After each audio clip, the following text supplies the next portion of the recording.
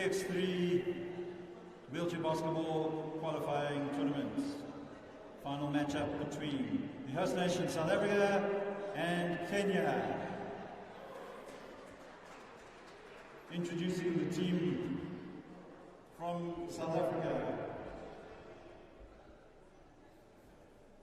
Number 6, Alan Matutase. Number 10, Rachetsi Moleti. Number 14, Cecil Dumont. Number 15, Samanga Mbele.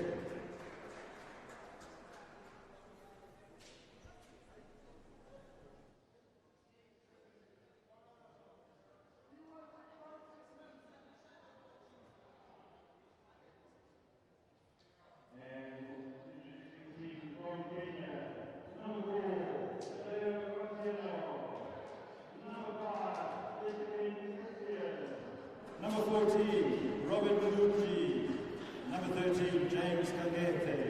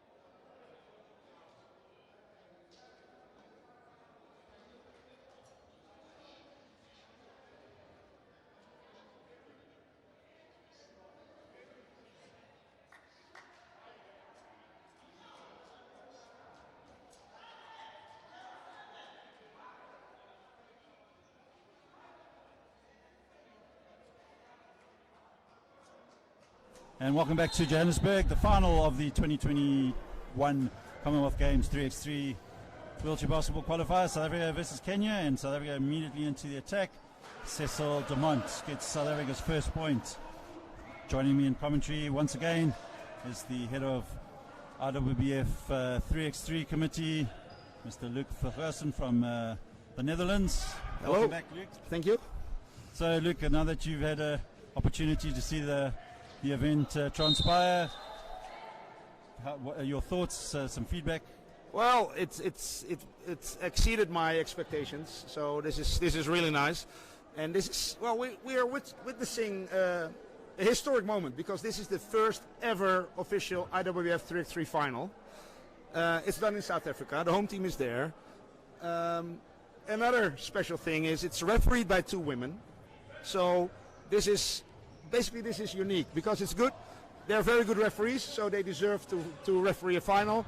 It has nothing to do with gender. It's just they're very good, so that's why they got it. And I think this is really unique to have the men's final refereed by 2 women, and that's very nice. I think that's very nice.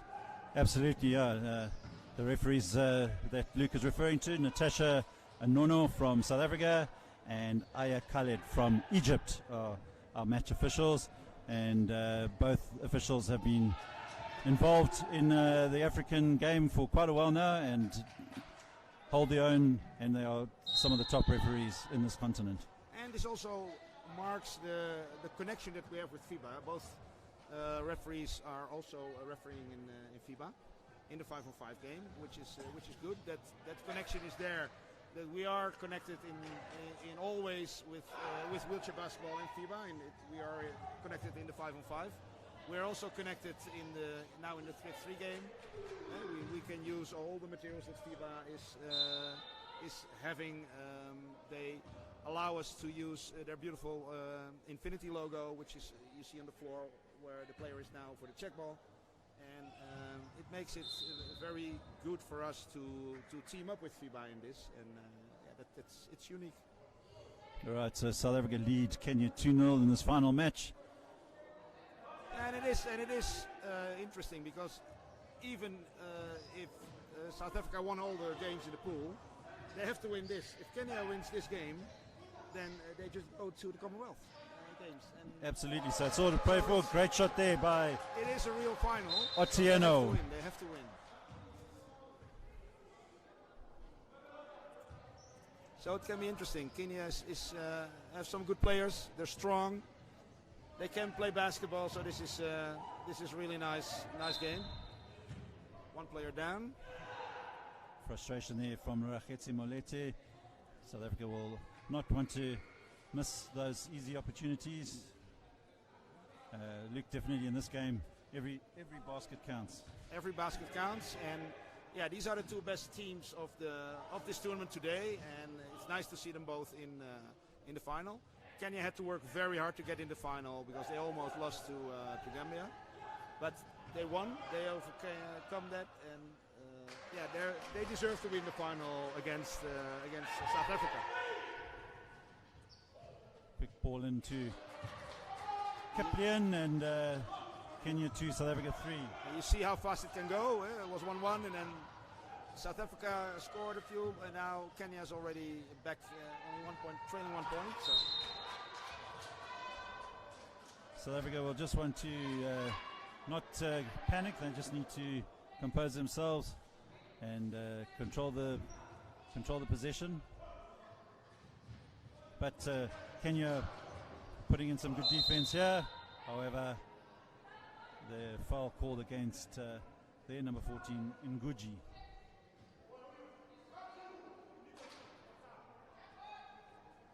Rakhetsi Moleti. And it's interesting that South Africa averaged in all the games that they played 19.3 points average in the game, and Kenya had 10.5 points average in the game. So there is a big difference in that, but that doesn't mean automatically that South Africa will win. But it's very high points average per game that South Africa was displaying here today. It's even high for a FIBA game. FIBA 3 game, and especially in wheelchair game, it's a real nice result to make 19.3 points average in over 4 games. It's really good. Yeah, South Africa have looked quite polished in today's games. Kenya did give them a few anxious moments in the first game, which they won. So Kenya will have a bit of confidence, and yes, they may have had to work hard to get in the final, but as you said, it's a final, anything can happen.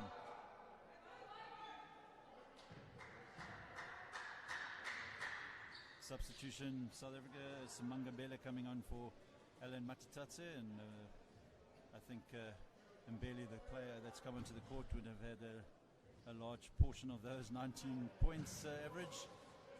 Quite prolific is Mbele. It's a Molete,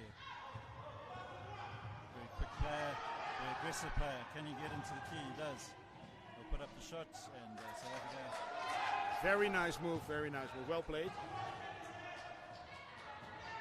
You know, and again, I think the difference, and although that basket will not count because they did not clear the arc, if you look at the South African team in this particular tournament, they were a lot quicker. So they've sort of figured out that you've got to get the game going very quickly and get back into the attacking area, rather than take your time in certain instances, obviously. Definitely, and also for the South African women, I spoke to their coach, and he said, yes, I selected some smaller players, some younger players. Most of the Kenyan women are, well, I think they're all over 40, which doesn't mean anything, but and most players from South Africa are not even 20 or in the beginning of their 20s, and yeah, they were smaller, but they master the art of being fast, and they played very well for it. So they deserve to go to the Commonwealth Games next year, the women's side. And I think, Luke, as much as it's good to have tall players, but if countries out there don't necessarily have a lot of tall players, that's not the end of the world, because in wheelchair basketball, if your defense is solid, you can keep the tall player out of the play. Definitely, like in the 5-on-5 wheelchair game, the women of Japan, they're small, but they're very fast, and they were always a tough opponent for all the top teams to play against, because they were fast, and they were determined to to battle, and that's what you see here as well. That's nice. Height is not everything, and especially when you have only 8.5 points classification points on court, you cannot always play with a lot of tall players. Nice basket from South Africa, by the way. Cecil Dumont, the captain, converting it. So South Africa pulling away to a 5-point lead, and we have just under 6 minutes to play.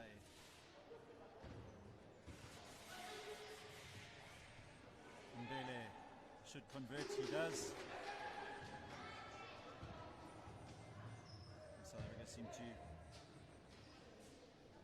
be getting some form of domination here, and shot goes up just in time for the shot clock violation, but rebound picked up by Moletti, finds Dumont. He will be fouled, and basket will count. Yes, an N1, and these are very important offenses that they make. They score and they get a foul, so they get an N1. And a basket is a regular basket is 1 point, but also a free throw is 1 point. So this gives them, if they make it, yeah, they make it. This gives them a comfortable 8-point lead. And Kenya has to work very hard to get back on it. Luke, in terms of the fouling situation, what is the difference between 3x3 versus 5-on-5? I believe there's no team player fouls. How does that work? In 5-on-5 you can have a maximum of 5 fouls per player, and here all the fouls, the regular fouls and the technical fouls, are put on the team. So only the unsportsmanlike foul is registered on a specific player. And like in the 5-on-5 game, if you have 2 unsportsmanlike fouls, you're game disqualified. But for the rest, it's all the fouls are on the team. So one player can make all the fouls. And like now, Kenya has 5 team fouls. That means they have 1 foul to give before they get in the penalty situation. Oh, good. Great shot there by Kenya's number 4, Adeo Atiana, 2-point shot. Very nice 2-point shots, very nice. And the foul called by the referee, not quite sure.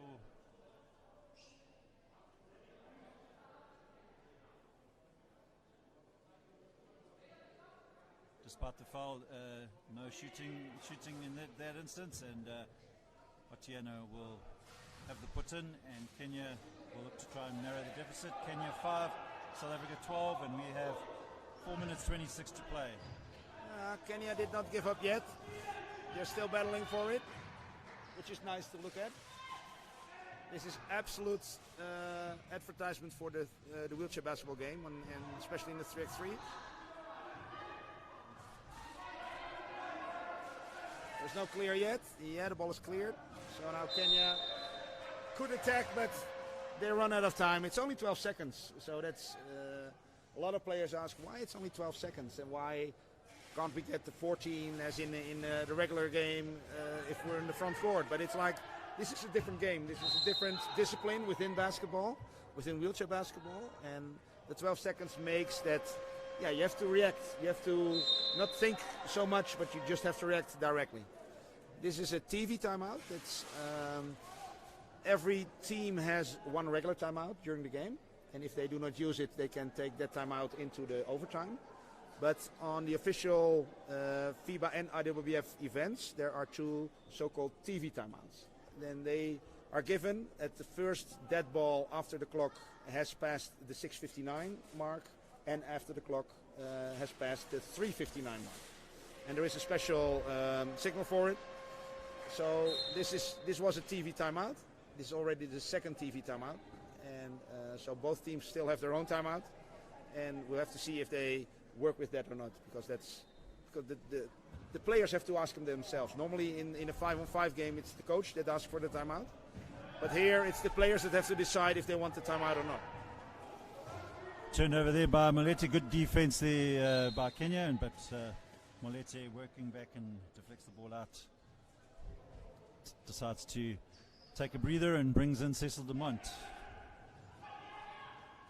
Dumont couldn't resist and fouls Nguji, so Nguji will go to the line. So Kenya edging back slightly here. 12 to South Africa, 6 points to Kenya, and free throw still to come. Yeah, but it was 12 to 4, and now they already are at 6, and they can make the free throw, and they do. So it's only a 5-point lead. Impressive youngster, this number 14 for Kenya, the Nguji. He's a youngster. He's only just around about the 23 years old. So promising prospect for Kenya.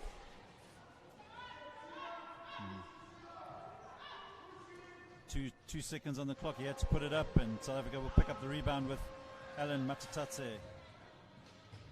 Closely guarded by Kippelan. Good pick there from Cecil Dumont, and he draws the foul from Kippelan. So nice play there from the South African. And this is team foul number 7, and once the 6th team foul has been passed, at team foul number 7, 8, and 9, the penalty is 2 free throws on all the fouls, not only on the shooting foul, but on all the fouls. And from team foul number 10 and up, it's 2 free throws and possession at the check ball. Player is up. That's good. We will have 2 free throws for the South African captain.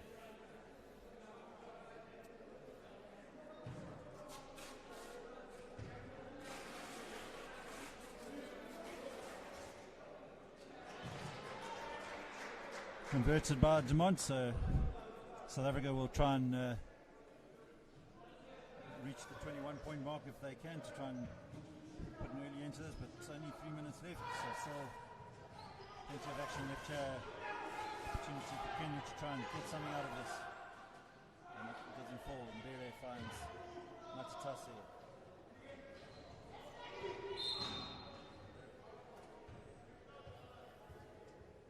Foul called against Mbele from South Africa.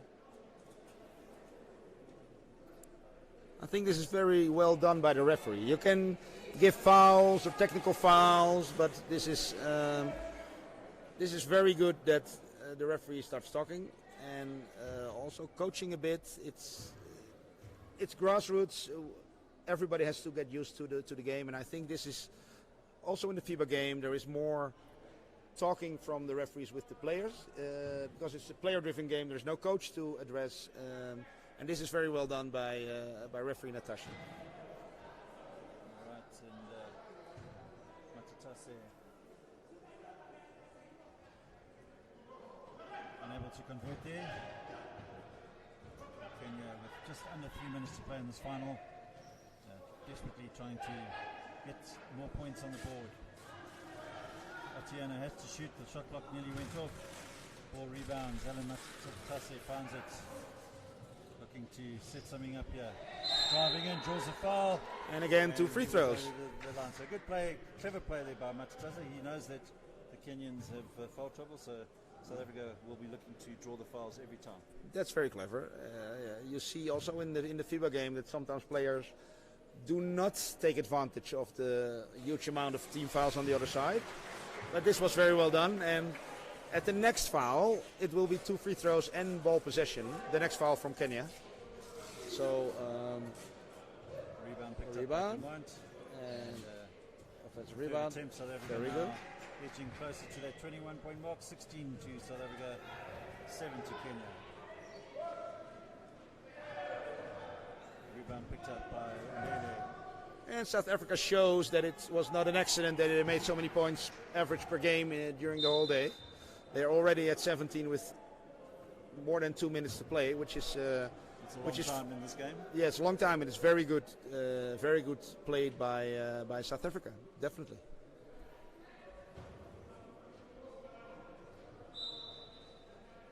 Well, at this stage, South Africa are either 4 points away from the Commonwealth Games 2022, or 2 minutes away. So it looks like it could be a South Africa men and South Africa women representing the African continent at the Commonwealth Games, and just over 2 minutes ago. South Africa 17, Kenya 7. Yeah, nothing is impossible, but 10 points at this stage of the game, it's a lot. So I don't think that Kenya will be able to change it, but you see they keep on playing, they do not give up, and that's very admirable. That's very good. That's how it should be done. Play till the last second, and there is a 12-second violation. So check ball for South Africa. Right, so Mangambeli will put the player back in, and he will set up Alan Matutasi, who will most definitely take a shot. Doesn't drop on this occasion. Mbele. And Guji for Kenya now. Doing really well there. The youngster from Kenya. Foul called against. And one free throw. Against the Kenyans there. No, in favor of the Kenyans. In favor of the Kenyans, apologies. Nguji will go to the line.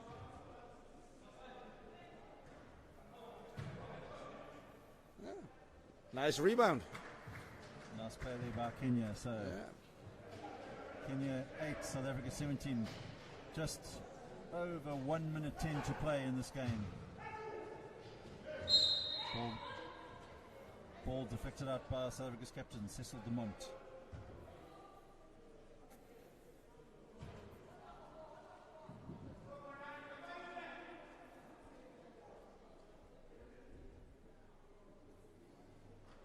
Again, well explained by referee Natasha what he did wrong. What is delay of the game? It's a warning for delay of the game, and you can delay of the game at the check ball situation, or after a score, or when you make a flop, which basically is a fake, or as the Germans call a Schwalbe.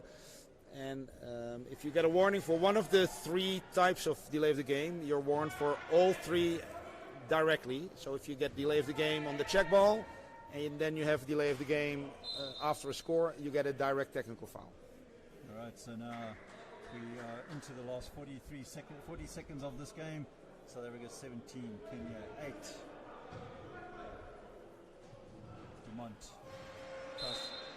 trying to get something up, but obviously shot clock running out for the South Africans, so Kenya will have an opportunity to try and get some more points.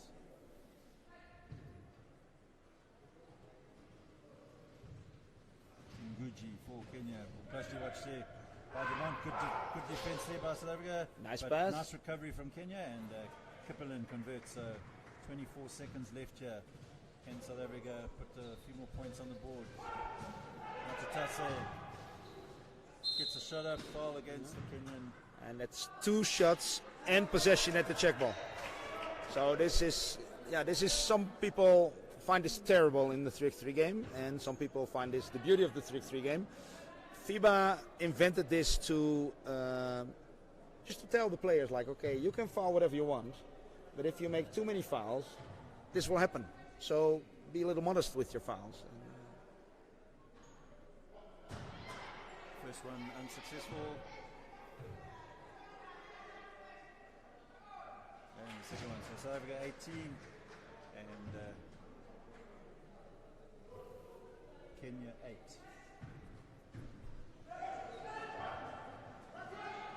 Matutasi trying to get the shot up, but he was under the basket, and ball turned over. And can Kenya convert here? They do with Otieno.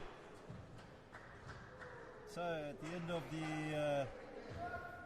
the game, South Africa have beaten Kenya by 18 points to 9, and South Africa are the first 3x3 champions on the first event here for the IWBF 3x3 globally, and South Africa definitely will represent the African zone in the 2022 Commonwealth Games in Birmingham. So big congratulations, men and women, going through to the Commonwealth Games.